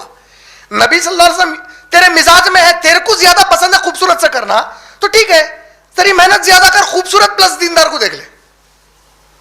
وہ ایموشنل ہو کے ایک دم نہیں اب میں بس بول دیا نبی صلی اللہ علیہ وسلم اب خوبصورتی کی ضرورت ہی نہیں ہے، میں اس سے کروں گا، کر لیے. تھوڑے دنوں کے بعد اب ارے لوگ نامہ رکھ رہے ہیں میری بیوی کے، دوسروں کی بیوی بہت اچھی ہے. یہ سب میری آؤٹ آف ٹاپک ہے پھر بھی بول دے رہا ہوں. سمجھ میں آ رہا؟ تو حدیث سے ابھارا گیا. تم کو کسی مالدار سے کرنا ہے ٹھیک ہے، مالدار میں دیندار ڈھونڈو، خوبصورت میں دیندار ڈھونڈو، اچھے خاندان میں دیندار ڈھونڈو، دینداری کو مائنس کر کے کچھ بھی مت ڈھونڈو. حدیث کی حکمت کیا ہے؟ پریفرنس دینداری کو دو کا مطلب اب تم دینداری صرف اس کو رکھ کے بنیاد نہیں بنا رہے تو باقی کی 3 کی بنیاد میں اس کو ایڈ کرو کیسا بھی. سمجھ میں آ گئی بات؟ تو دیکھو آپ پری اسکولنگ سمجھ رہے ہیں، اللہ کے تعلیم سے ہونا. ساتھ میں سیکنڈ پلیٹ فارم ہمارا کیا ہے؟ اسکول. ہمارا اسکول. آپ جس قسم کے اسکول میں جائیں گے آپ ایڈاپٹ کریں گے وہاں کی تربیت جو آپ کو دی جا رہی ہے. ہمارے اسکولس میں میوزک، ڈانس، ہر وہ چیز ہے جو ڈائریکٹ جا کے اللہ اور نبی سے ٹکراتی. اور چائلڈ سائیکالوجی کے جو ماہرین ہوتے ان کا ماننا یہ ہے کہ بچے ٹیچر سے بہت انفلوئنسڈ ہوتے بنسبت پیرنٹس کے جب وہ لوگ اسکول جانا شروع کر دیتے. معلوم آپ کو یہ بات؟ کس سے انفلوئنس ہوتے؟ کئی بار آپ سنے ہوں گے اپنے گھروں میں ہم بہت شوق سے خوشی سے سناتے ہیں وہ واقعے کو. ایسا میرے بھی گھر میں ہوا. میری وائف میرے سب سے چھوٹے بچے کو کچھ سکھا رہے تھے. نہیں میرے ٹیچر یہ بولے. ارے نہیں بیٹے یہ ایسا نہیں ہے. نہیں میرے ٹیچر یہ بولے. آپ سمجھ رہے ہیں psychological influence of the teacher. تب ٹیچر اسکولنگ میں آ گئی. اب آپ جو معاشرے میں ہیں اس معاشرے میں آپ ماں باپ ہو کے خود کون سے اسکول کو بھیجنے کی چوائس بنا رہے ہیں غور کر لو. اور یہ کون سی چیز بول رہا ہوں میں؟ یہ قرآن اور حدیث سے نہیں بول رہا ہوں. میں کیا بولا؟ دنیا میں جو پلیٹ فارمز ہیں آپ کو قابل ماننے کے اس کی لاجک دے رہا ہوں میں آپ کو. اس کے حساب سے آپ قابل کب ہے یہ اس کے پلیٹ فارمز بتائے جا رہے ہیں. میں صرف تھوڑا سا کوریلیٹ کر دے رہا ہوں اس کو تاکہ آپ محاسبہ کرنا، انٹروسپیکشن کرنا، کیلکولیٹ کرنا. بڑے بڑے اسکولوں کو، نامور اسکولوں کو تو بھیج رہے ہیں آپ. بھیجنے کی ریزن کیونکہ دنیا اس کو اسٹینڈرڈ، دیکھیے دنیا کا اسٹینڈرڈ الگ ہے. سمجھ میں آ رہا؟ تو ٹیچرز اور اسکولز کیسے سلیکٹ کرنا چاہ رہے ہیں آپ پہلے سے ڈیسائیڈڈ ہے. آپ کی پلاننگ کیا آ رہی؟ نہیں بھائی شادی کرنا ہے تو پورا بچے ہو گئے تو اسکول کو بھیجنا رہتا. بڑے بڑے اسکول کو ادھارا لے کے بھیجتے، سود پہ پیسہ لے کے بھیجتے، رشوت کھلاتے، ہر چیز دنیا کی چھوڑ کے بچے کو اچھا پڑھا کے بڑا کرنا ہے تو بڑے اسکول میں ڈالے تو بنتا آپ انہیں. سمجھ میں آیا؟ محسوس کر رہے ہیں second plate form. Third plate form کیا ہے آپ کا؟ High school. ہائی اسکول کا معنی کیا ہوتا؟ اپنے پاس ہائی اسکول کے بعد کیا رہا تھا؟ ہائی اسکول کس کو بولتے اپن؟ نہیں ایس ایس سی کو بولتے ہائی اسکول. انٹرمیڈیٹ کو نہیں، انٹرمیڈیٹ کو انٹرمیڈیٹ بولتے. ہائی اسکول کس کو بولتے ہیں؟ انڈیا میں ہائی اسکول 10th کو بولتے. یو ایس یو کے میں ہائی اسکول +2 کو بولتے لوگ. سمجھنا؟ تو تم یہاں بیٹھ کے وہاں کا دماغ نہ لگاؤ، یہاں کا بولو. انڈیا میں ہائی اسکول 10th ہے، +2 UK US यूरोप में वो लोग उसको हाई स्कूल बोलते हैं, हम लोग वो +2 को क्या बोल रहे हैं? इंटरमीडिएट बोल रहे हैं। क्यों बोल रहे हैं उसको इंटरमीडिएट? आपको मालूम है इंटरमीडिएट की अहमियत क्या है? It is called intermediate. बोले तो कोई दो चीजों के बीच में आ रहा होने, ये वो पीरियड है जो आपको आर या पार करता पूरी जिंदगी में। आप या तो इधर जाते हैं या उधर हो जाते, या तो अब आप आगे तरक्की करते हुए पढ़ाई में आगे बढ़ जाते, या हमेशा के लिए जवाल पे चले जाते हैं यहां से। ये इंटरमीडिएट का पीरियड है, समझ में आ रहा? इस्लामिकली उसको कोरिलेट करके देखो। अब सहाबा को ये जो एज है सहाबा की, कौन सी?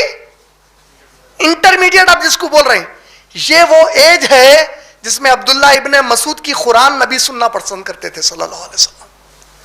ऐ अब्दुल्ला इब्ने मसूद कुरान पढ़ो, तुम्हारी आवाज मुझे पसंद है। ये उनकी वो एज ग्रुप। मुसअब रजी अल्लाह तआला अन्हु को मस्जिद मदीना भेजा है तबलीग करने के लिए, ये वो एज है। तो सहाबा वो एज में क्या करते थे? हाई स्कूलिंग उनकी क्या पे हो रही थी? High schooling was practical implementation of the learning from Quran and Hadith that they learned from the time of their mother's womb till they grew up to the age of 10th class.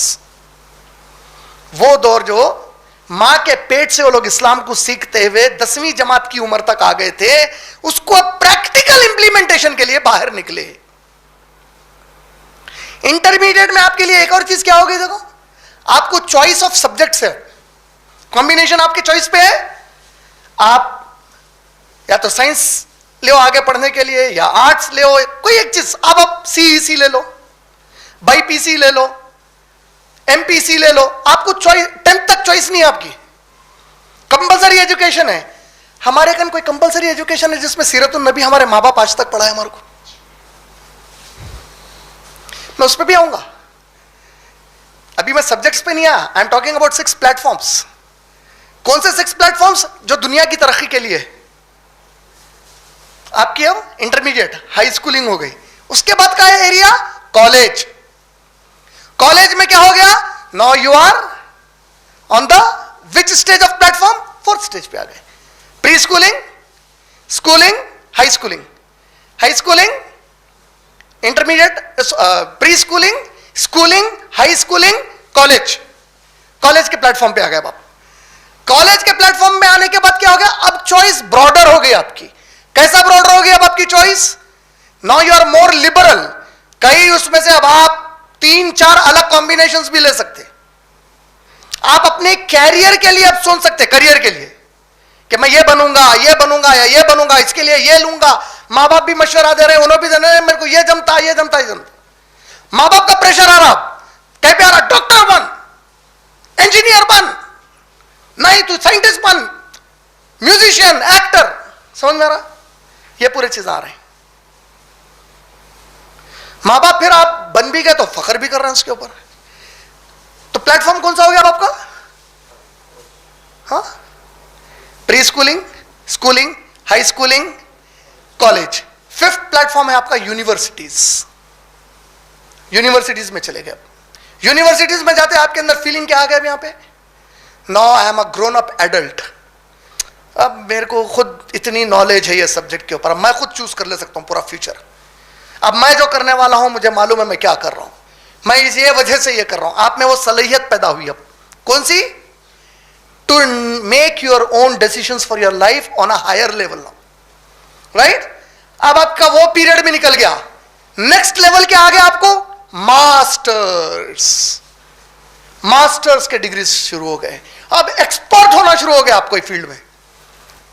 MS, MBBS के बाद MS, MD, MA, MSc, MPhil, और उसके ऊपर जाना चाह रहे तो PhD, doctorate level, research पे आ गए आप पूरा। यही है ना हमारे पास एजुकेशन के प्लेटफॉर्म्स। कोई भी इसको नहीं बोल के नहीं बोल सकता। अब मैं आपसे सिर्फ एक छोटा सवाल खुद आपके लिए करना चाह रहा हूं। इतने पूरे आपके एज में अल्लाह और नबी के बारे में आपके पास क्या सिखाया जा रहा? कुछ सीखे? लेकिन दुनिया की नजर में क्वालिफाइड है आप। डिग्री कौन दिया? दुनिया वाला दिया। क्वालिफाइड है आप। पूरी जान अपनी, पूरी जुस्तजू अपनी उसको खुश करने बनाए। उन्हें बोला अगर तेरे पास ये डिग्रीज नहीं है तो सर्वाइव नहीं हो सकता। तो पूरा उसके पीछे भागे, उन्हें बोला तेरे पास ये डिग्री है तो ही तू कामयाब हो सकता। समझ में आ रहा? अच्छा, सब्जेक्ट्स, हमारे सब्जेक्ट्स क्या है? तो अगर मैं, क्योंकि वक्त बहुत ज्यादा तवील मुझे मौका नहीं देता, लेकिन मुख्तसर में बता रहा हूं। पहले जमाने में साइंस जो हम पढ़ते हैं ना, साइंस जिसको बोलते हैं CIENC, साइंस बायोलॉजिकल साइंस को बोला जाता था। हयातियाती साइंस बोलते हैं उसको, biological science about studies about life, जो भी लिविंग थिंग्स है उसके बारे में जब आप स्टडी करते हैं, बायोलॉजिकल साइंस। लेकिन आज के जमाने में साइंस का स्पेक्ट्रम बड़ा हो गया बहुत। आज के पीरियड में अगर बिल्कुल आज की डेट पे देखा जाए तो ब्रॉडली बता रहा हूं, फिर डिटेल में नहीं, broadly there are 15 categories which fall under science. पहले सिर्फ मेडिकल साइंस को साइंस बोलते थे, खाली बायोलॉजिकल साइंस। आज 15 कैटेगरीज है उसके अंदर, वो 15 ब्रॉडली क्लासिफाइड, फिर उसको सब कैटेगरीज कहीं दे सकते हैं आप। वो 15 को भी अगर और थोड़ा सा आप कंस्ट्रेन कर दिए या और थोड़ा समराइज करें तो 4 मेजर कैटेगरीज ऑफ साइंस है। ये पूरे चीजों की अहमियत है टॉपिक में कनेक्ट होने के लिए, याद रख लो आप लोग। उसको बोलते हैं formal science, physical science, social science, और 4th है कॉस्मोलॉजिकल या एस्ट्रोनॉमिकल साइंस। ये ब्रॉड है ये। What is formal science? Formal science is logic plus mathematics, जिसमें लॉजिक और मंतिक और मैथमेटिक्स सिखाई जा रही है आपको। ये दो चीजें आपकी फॉर्मल साइंस है। आर्टिफिशियल इंटेलिजेंस का आज दौर चल रहा, कोडिंग का, ये फॉर्मल साइंस में जाता है। Second, it's physical science. Physical science में क्या है? 2 मेन सब्जेक्ट है उसके अंदर, फिजिक्स, केमिस्ट्री, ये 2 मेन चीजें आ गई इसके अंदर। थर्ड क्या है? सोशल साइंस है। सोशल साइंस के अंदर 2 मेन चीजें सिखाई जाती है आपको, social studies and psychology. 2 main चीजें क्या है सोशल साइंस में? सोशियोलॉजी भी बोलते हैं उसको, सोशल स्टडीज को, सोशियोलॉजी एंड साइकोलॉजी। कॉस्मोलॉजिकल या astronomical science is about researching on the creation of universe and everything in universe along with whatever exists on earth। जो कुछ जमीन पे है और जो कुछ कायनात में है, इसकी तहकीक का नाम कॉस्मोलॉजिकल साइंस है। ठीक है? ये 4 चीजें आपको pre schooling, schooling, high schooling, college, university, masters level पे, यही चीजों के ऊपर आपका पूरा इल्म है। करेक्ट? अग्रीड? मर्द हो या औरत हो, यही है ना? यही पूरी चीजें आपको आज यूज हो रही, इसी के पीछे भाग दौड़ हो रही है हमारी। चलिए ठीक है। अब ये सब चीजें जो हम करते, किसी एक इलाके में रह के, किसी एक जगह पर रहकर करते, और वो जगह पे जहां पे आप रहते उसको आप अपना शहर बोलते, छोटे बस्ती, शहर, बस्ती के बाद शहर, शहर से बड़ा रियासत, रियासत से बड़ा मुल्क, मुल्क से बढ़ गया तो कॉन्टिनेंट। हमारा तारुफ कैसा है पूरा आज? आप अगर क्लोज सर्कल में है, मतलब हैदराबाद में है वो अपन, कहां रहते हुए आप, तो आप बस्ती का नाम बोलते। अच्छा, बस्ती वाला मिला, वो गली वाला मिला, अरे कहां है भाई घर आपका? तो फुला उस जगह के बाजू है, अरे भाई उनका घर है ना उसके बाजू। आप समझ रहे हैं? माइक्रो तारुफ अब बड़ा होते चले जाता हो तारुफ आपका, बराबर। बस्ती वाला मिला तो आप वो गली के अंदर कहां है घर बोल देते उसको, सीधी तरफ, बाईं तरफ। शहर वाला पूछा तो बस्ती का नाम बोलते। अब वो बस्ती से उन्हें डिसाइड करता आप कितने काबिल है कितने काबिल नहीं है। मैं बंजारा हिल्स पर रहता हूं भाई, अरे अच्छा इन्हों बंजारा हिल्स पर रहते, मैं वट्टेपल्ली में रहता हूं भाई। समझ रहे? देखिए, मैं गिराना नहीं चाह रहा हूं, एक सोशल स्टैंडर्ड हम बना लिए, सही है गलत है ये बात नहीं, सोसाइटी में कैसा माना जाता मैं इसकी बात कर रहा हूं आज। समझ में आ रहा? आप अब उसके लेवल के ऊपर उसकी पहचान बना लेते। साथ में नेक्स्ट, रियासत। कौन से स्टेट से है भाई आप? जी भाई मैं वेस्ट बंगाल से हूं, जी भाई मैं उड़ीसा से हूं, जी भाई मैं गुजरात से हूं, मैं दिल्ली से हूं, मैं तेलंगाना से हूं। अगेन देखो आप, आपकी अब एक अलग पहचान बन रही फिर से। उसके बाद इससे बड़ा क्या है स्टेट से बड़ा? कंट्री। इंडियन हूं मैं, इंडिया के बाहर आप, तो हज के मौकों पे कैसा है वहां पे हाजियों का, जो कंट्री से हाजी आता है उन्हें अपना एक नेशनल फ्लैग पहचान के लिए, ताकि कहीं अगर गुम गए करे तो भाई फौरी ये कंट्री के कैंप वालों से कांटेक्ट करो बोले। ऐसा समझ में आ रहा? तब आप कंट्री से पहचाने जा रहे हैं। कंट्रीज के बाद कॉन्टिनेंट्स आते पूरे, हो गई? क्लियर है? اور اللہ تعالیٰ ہم کو کیا بولے؟ تمہاری ایک ہی پہچان ہے، بولے کنتم خیر امۃ اخرجت للناس تامرون بالمعروف وتنہون عن المنکر وتؤمنون باللہ. تم بہترین امت ہو انسانوں کے لیے جو نکالی گئی ہے، نیکی کا حکم دیتے، برائیوں سے روکتے اور اللہ پر ایمان رکھتے ہو. سمجھ میں؟ ومن احسن قولا ممن دعا الی اللہ وعمل صالحا. اس سے بہتر کون ہے کائنات میں جو لوگوں کو اللہ کی طرف دعوت دے کر بلائے، نیک اعمال کرے. وقال اننی من المسلمین، اور کہے کہ میں مسلمانوں میں سے ہوں. اللہ تعالیٰ سب سے بڑی پرائیورٹی کس کو بتا دی آپ کے لیے؟ مسلم کی پہچان کی بتایا آپ کو. یہ تمہارا تعارف دیا رہا ہوں میں، بولے اللہ تعالیٰ. ٹھیک ہے، یہ تعارف کی میرے پاس آج اہمیت کتنی ہے؟ اہمیت اس لیے نہیں ہے کیونکہ میرے پورے 6 platforms of learning and in my subjects of learning اللہ کا بھی ہے ہی نہیں. صحیح علم بھی نہیں ہے میرے پاس. علم ہے، علم ہے، صحیح علم نہیں ہے. طریقہ ہے، میں اسکول میں جا کے بیٹھا، میں کالج میں جا کے بیٹھا، یونیورسٹیز میں. اب ہمارے پاس شہر میں بھی ایک ایسی یونیورسٹی، میں نام نہیں لینا چاہ رہا ہوں اس کا، اور شاید آپ لوگوں کو بہت ساروں کو معلوم بھی نہیں ہوگا اس کے بارے میں، لیکن بہت کامن یونیورسٹی ہے وہ، بہت بڑی یونیورسٹی ہے، وہاں ایڈمیشن ملنا بہت مشکل ہے آپ کے لیے. اب وہاں کے کلاس رومز کا ماحول یہ ہے کہ بالکل ویسٹرن سٹائل میں بچہ پیر پہ پیر رکھ کے سامنے کے ٹیبل پہ انہیں لیکچرر پڑھا رہا ہے، انہیں شراب پی لیتے ہوئے سن رہا class. And this is very common in foreign countries. Western countries میں ان کا کلچر ہے، ان کا کردار ہے، آپ رکا نہیں سکتے. میں جب فرسٹ ٹائم آسٹریلیا گیا تھا تو میلبرن میں ایک دعوی ورک شاپ رکھے تھے ہم لوگ، برسبین میں دعوی ورک شاپ چل رہا تھا. دعوی ورک شاپ میں میرے لیے پہلا ایکسپیرینس تھا وہ. اب یہاں پہ جب ہم سیشنز لیتے، اسپیشلی جب فوکسڈ سیشنز لیتے، تو ہم بچہ بیٹھ رہا کیسا وہ بھی کاؤنٹ کرتے، پرا سیدھا کرا دیتے اس کے، سیدھا بیٹھ بولتے، ہلنے نہیں دیتے اس کو. وہاں پہ میرے لیے فرسٹ ایکسپیرینس تھا. ہمارا ہی مسلمان بھائی اندر جوس لے کے آ لیا، آلریڈی اناؤنس کر دیا تھا ہمیں. میں جوس پی رہا تھا. Brother kindly don't drink any thing, drink in the break بول کے بولا. میں ہو گیا سیشن. ہونے کے بعد جو آرگنائزر تھے ان کے پاس جا کے انہیں بحث شروع کر دیا. میرے کو اچھا نہیں دیکھا یہ بولے so. Why did he offended me? This is not the way. It's my wish. It's my will. سمجھ رہے ہیں؟ تو میں پوائنٹ کیا بولنا چاہ رہا ہوں؟ پلیٹ فارمز نہیں سمجھے ابھی بھی. حکمت کے لیے کیا کیا ہونا ہے؟ سب سے پہلے صحیح علم، صحیح طریقہ. ایجوکیشن تو لے رہا ہوں میں، طریقہ ہونا ہے اس کے لیے. صحابہ جب نبی صلی اللہ علیہ وسلم کی محفل میں تعلیم لینے بیٹھتے تو کیا آتا صحابہ کے بارے میں؟ اتنی خاموشی ہوتی صحابہ میں، اس طرح ادب سے بیٹھتے کہ پرندے ان کے سروں پر ان کو پتلے سمجھ کر بیٹھ جاتے تھے. یہ آداب تھے صحابہ کے. سمجھ رہے؟ ہمارے پاس ایجوکیشن جب انہیں دے رہا، تو جب ایجوکیشن جیسا ہی اس کا ختم ہو گیا انہیں دینا، تو اب آپ ٹیچر کے ساتھ کسی بھی لحاظ سے پیش آ سکتے. ہمارے پاس آداب بتائے گئے. باپ سے اونچا درجہ رکھتا علم سکھانے والا تمہارے پاس، تو ہم اس کو لا کے کہاں فٹ کریں؟ معلوم ہے یہ جو 6 پلیٹ فارم ہے جو کورسز سیکھ رہے ہیں آپ جا کے، اس پہ فٹ کر لیے اس کو. مدرسے میں جو حافظ آتا نا، ہو یارو آج لکو بول رہے نا اس کو، ٹیچر اور پرنسپل کو کبھی بولے.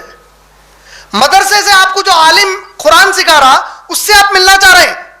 ارے کیا مولانا پرنسپل گنج جا رہے ہیں آپ؟ کہاں کے؟ سینٹ پال کے یا سینٹ اینس کے. تیار ہو کے پورے ڈسپلن سے بولے نہیں وہ ہم ملنے کو آئے تھے. غلام بن کے جا رہے ہیں اس کے پاس. This is how you have been program today. سمجھ میں آ رہا؟ آپ کا ایجوکیشن سسٹم، آپ کا کریئر، آپ کا کلچر، آپ کا ٹریڈیشن. دیکھیے پورا کیوں ہو رہا؟ کیونکہ ان پوروں میں اللہ کا تعارف مکمل مائنس ہے. اللہ کتنے ہیں ہمارے پاس؟ اتنے ہی ہیں جتنے کرسچنز کے پاس گاڈ ہے اور ہمارے ہندو بھائیوں کے پاس بھگوان ہے. اللہ کا مطلب بس اتنا، وہ لیول پہ اوپر والا بھگوان، ایشور، گاڈ، پرماتما، واحد گرو، اللہ، دے آر سیم. اللہ کا تعارف ہی نہیں ملا مجھے. سمجھ میں آ رہی بات؟ اچھا 4 سائنسز بول دیا. اب علاقے بتایا آپ لوگوں کو، کنٹری سے آپ لوگوں کی پہچان ہر چیز. کنٹری کے اندر جب آپ رہتے تو you are ruled by a set of laws. कुछ कानून रहते जो वो कंट्री के अंदर रहते, बाजू के कंट्री लग के है वो कंट्री, कानून अलग हो गया। वहां पे इंसान ही बसे हुए वहां पे भी, यूएसए कनाडा लग के, इंडिया पाकिस्तान एक ही थे, अलग हुए, कानून अलग हो गया। जो कानून बनाया जाता, यह कहा जाता है कि कानून बनाने वाले उनके उस इलाके के इंसानों के लिए उनके मिजाज पर कानून बनाते। यह जुमला याद करो मेरा, बहुत गहरा जुमला बोल रहा हूं, सुनो फिर से। कानून बनाने वाले मुल्क का उनके वो मुल्क के इलाके में रहने वालों के मिजाज के हिसाब से कानून बनाते। समझ में आया? कानून बनाने वाले वहां जो लोग रहते उनके मिजाज के हिसाब से कानून बनाते, और अल्लाह ताला पूरे इंसानों को बना के बोले तुम कानून नहीं बनाना, कानून मैं ही बनाता हूं तुम्हारे वास्ते। तुम अपने आप को हुक्म नहीं दे लेना, मैं तुमको हुक्म दूंगा। तुम इस काबिल ही नहीं है कि तुम अपने आप पे हुक्म चला सको या मुआशरे पे हुक्म चला सको, मैं बताऊंगा तुमको क्या हुक्म चलाना है तुम्हारे लिए। समझ में आ रहा? ये अभी जस्ट थोड़ा फिर कोरिलेट करा। अब जब हुकूमत बन जाती तो गवर्नमेंट का डेफिनेशन जो डिक्शनरीज में दिया गया गवर्नमेंट का, हुकूमत, हाकिम, हकीम, समझ में आ रहे? मुहक्किम, समझ में आ रहे? पूरे अल्फाज है ना, यही अल हकीम के लफ्ज पे है अल्लाह के। हुकूमत, तुमको हुक्म देने वाला, गवर्नमेंट, हमारी हुकूमत है ये है जिसकी हम बात मानेंगे, इन्हों जो हुक्म दिया हम पे चलेगा। एक 40 घर 100 घरों में से बोल रहे हम ये नहीं मानते, 60 घर अग्री कर लिए, किसकी चलती? नहीं, 100 में से 60 घर कुछ और बोल रहे हैं, 40 कुछ और बोल रहे हैं। अब चलेंगी किसकी? यहां पे बराबर मेजॉरिटी की चलेंगी। बराबर मेजॉरिटी शराब पीना चाह रही, इस्लाम में चलता 7 बिलियन प्लस इंसान पूरे बैठ गए धरने पे, नहीं हम पीते, अल्लाह ताला को हुक्म है नहीं पीना। समझ में आ? नहीं हम गर्लफ्रेंड रखते नहीं रखना, शादी करो। नहीं हम बच्चों को अबॉर्ट कर देते, नहीं तुम कत्ल नहीं कर सकते बिला वजह के अपनी औलाद को। समझ में आ रहे पूरी चीज़? नहीं हम हिजाब नहीं करते, नहीं हिजाब करना पड़ेगा। समझ रहे हैं? हुकूमत समझे? तो गवर्नमेंट का डेफिनेशन क्या है? आ स्टेट, डिक्शनरी डेफिनेशन, आ स्टेट मतलब condition, a condition by which A state और a country is ruled. A condition, ऐसे हालात जिससे कि एक मुल्क या रियासत को चलाया जाता है। समझ में आ गया? गवर्नमेंट का डेफिनेशन क्या है? अकॉर्डिंग टू हम जो स्कूलों और कॉलेजों में पढ़ के निकले, गवर्नमेंट का ये डेफिनेशन समझाया गया। समझ में आ गया? A condition by which A state और ए कंट्री इज रूल्ड। बराबर? देन पॉलिटिकल साइंटिस्ट और एक्सपर्ट जो होते, सियासी माहिरीन का बोलना है, इससे गवर्नमेंट डिसाइड नहीं होती। इलैबोरेटिव डेफिनेशन होना। इलैबोरेटिव डेफिनेशन क्या है? किसी भी हुकूमत को अच्छी मानने के लिए उसके कहे हुए पॉलिसी की बुनियाद पे नहीं माना जाएगा, बल्कि 7 चीजों को देखा जाएगा। इन 7 चीजों पर हुकूमत कितना कामयाबी अख्तियार की। 7 चीजें क्या है? ए से एंथ्रोपोलॉजी, एंथ्रोपोलॉजी मतलब बशरियात, बशरियात माने इंसानियत की पूरी तारीख। यह क्या हो गया? एंथ्रोपोलॉजी। हुकूमत एंथ्रोपोलॉजी में कितना पैसा इन्वेस्ट करी, कितना रिसर्च हो रहा है एंथ्रोपोलॉजी पे, तो वो अब इंडिया की हुकूमत अगर एंथ्रोपोलॉजी में इन्वेस्ट करेंगी आज अगर हुकूमत, तो इन्हों क्या ढूंढ ढूंढ के निकालेंगे। आज ये लोग जैसी हुकूमत चाह रहे हैं, ऐसा कैसा कब कब होता था। यहां पे एक एग्जांपल दिया, ऐसा नहीं होता, बहुत सारी चीजें रहती, लेकिन अब चूंकि हमारे हालात से उसको कनेक्ट करने के लिए बताया खाली में। लेकिन एंथ्रोपोलॉजी कितनी कामयाब है एंथ्रोपोलॉजी। सेकंड क्या है? फिलॉसफी। ये हुकूमत का फलसफा क्या है, इनकी नजर में अमन क्या है, इनकी नजर में जंग क्या है, इनकी नजर में शादी किसको बोलते हैं, इनकी नजर में कब शादी होना चाहिए, कैसा होना चाहिए, मईशत कैसी होनी चाहिए, मुआशरा कैसा होना चाहिए, उनकी फिलॉसफी क्या है इसके ऊपर। फिलॉसफी।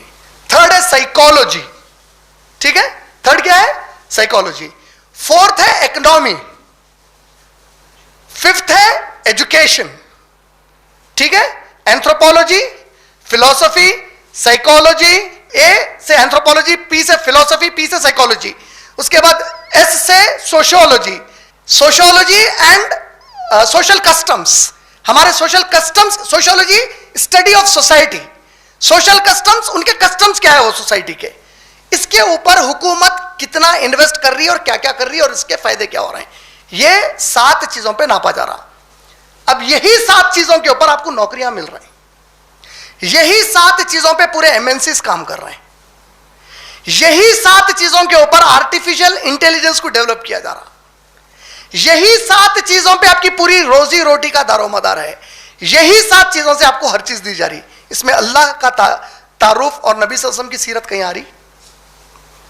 कहीं भी नहीं आ रही। देखिए आप, अच्छा, दुनिया के जितने गवर्नमेंट से आप लोग ताज्जुब करेंगे, सबसे ज्यादा पैसा every government of the world, किसी भी गवर्नमेंट को नहीं छोड़ रहा, Muslim country, non Muslim country नहीं, हर गवर्नमेंट ऑफ द वर्ल्ड, दुनिया की हर गवर्नमेंट, आपको मालूम है सबसे ज्यादा पैसा किस चीज पर आज के दौर में खर्च कर रही? 4 साइंसेस बोला था ना, साइंस के अंडर में एक है formal science, physical science, social science, astronomical science. Social science पे खर्च कर रहे हैं सबसे ज्यादा पैसा, सबसे ज्यादा खर्चा गवर्नमेंट्स का सोशल साइंस पे हो रहा। क्यों हो रहा सोशल साइंस पे सबसे ज्यादा खर्चा वालों का? वो लोग सोशल साइंस पे खर्चा करके सोसाइटीज की पूरी हिस्ट्री, एंथ्रोपोलॉजी, वो हिस्ट्री के ऊपर रिसर्च कर रहे हैं, plus psychology of the present society पे रिसर्च कर रहे हैं। ठीक है, इसके अंदर एक सब्जेक्ट है जिसको पीनल स्टडीज बोलते, पीनल इंस्टीट्यूशंस होते, पीनल स्टडीज होती। पीनल स्टडीज में क्या होता? इसके पीछे सब और एक्सक्लूसिव खर्चा है गवर्नमेंट्स का, दुनिया के हर गवर्नमेंट का। पीनल इंस्टीट्यूट्स में यह खर्चा होता कि एक एक ग्रुप, एक एक लोकेलिटी, एक एक इंडिविजुअल ऑर्गेनाइजेशन पर रिसर्च होता पूरी दुनिया में। समझ में आ रहा? यह मदरसा है, यह मस्जिद है, यह फाउंडेशन है, यह इंस्टीट्यूट है, यह कल्चरल सोसाइटी है, यह एनजीओ है। पीनल इंस्टीट्यूशन है गवर्नमेंट के पास, कई के लिए एक एक पे स्टडी कर रहे हैं। क्या स्टडी कर रहे हैं? ये जो एनजीओ है, ये जो मस्जिद है, ये जो मदरसा है, ये जो दावा सेंटर है, ये जो फाउंडेशन है, इसके जो एक्टिविटीज है, इसका इंपैक्ट आने वाले 50 साल में सोसाइटी पे क्या पड़ने वाला है। क्या इसका इंपैक्ट ऐसा पड़ेगा जिससे जो सिस्टम हम चला रहे हैं उसको आने वाले दौर में कोई चैलेंज या थ्रेट बनने वाला है? अगर बनने वाला है तो इसको खत्म कर दो अभी। This is what Macron is doing in France now. अभी तक क्या जुमला लेके चल रहे थे?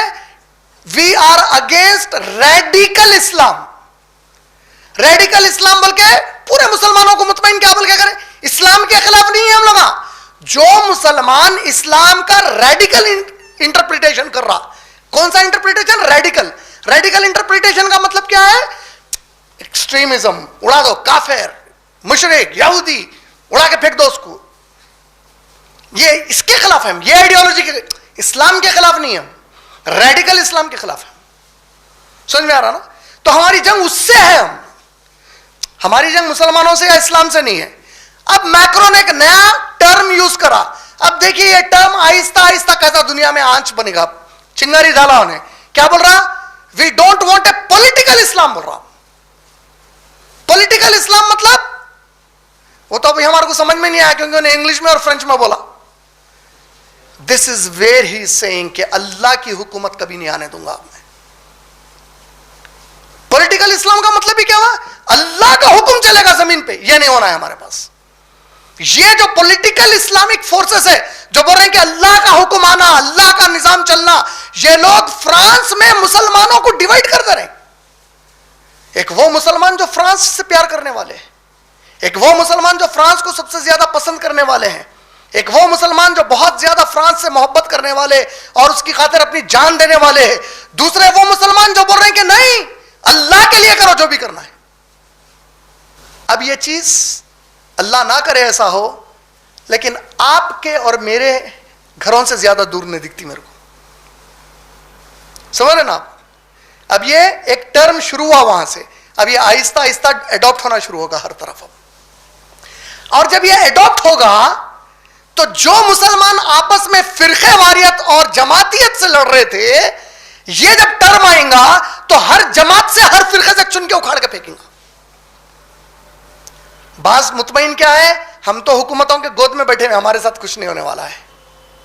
نہیں، سب کو اکھاڑیں گے ایک ساتھ جب اکھاڑنے کا وقت آئے گا تو انشاءاللہ. میں مسلمانوں کو دشمنوں اکھاڑ کے پھینکیں گے بول رہا ہوں، بغیر یہ دیکھے کہ انہیں کون سی جماعت کا اور کون سے فرقے کا ہے. اللہ نہ خواستہ بولو میرے بھائی، سمجھ رہے نا؟ جب ان لوگ اکھاڑیں گے تو کیسا اکھاڑیں گے؟ انہیں شیعہ، انہیں سنی، انہیں رافضی، انہیں بوہرا، انہیں جو ہے بریلوی، انہیں اہل حدیث. محمد ہے اس کے نام میں، علی ہے اس کے نام میں، چلو وہ سب نہ قوم. سمجھ میں آ رہی بات؟ یہ سب کیوں ہو رہا؟ کیونکہ اللہ کا ہمارے پاس تعارف ہے ہی نہیں. الحکیم کی یہ صفت کا سلسلہ انشاءاللہ اگلے ہفتے بھی ہم لوگ جاری رکھیں گے. اس کو اور تفصیل سے سمجھنے کی کوشش کریں گے تاکہ اللہ تعالی ہم سب کے لیے ہدایت کے راستے، عقل کو کھولے، ہدایت عطا فرمائے اور اس راستے پر لگا دے جو راستہ اللہ کو سب سے زیادہ پسند ہے اور جس راستے کی تعلیم اور تربیت اللہ نے محمد رسول اللہ صلی اللہ علیہ وسلم کے ذریعے سے ہم کو پہنچائی ہے. وآخر دعوانا الحمدللہ رب العالمین. السلام علیکم ورحمۃ اللہ وبرکاتہ. اللہ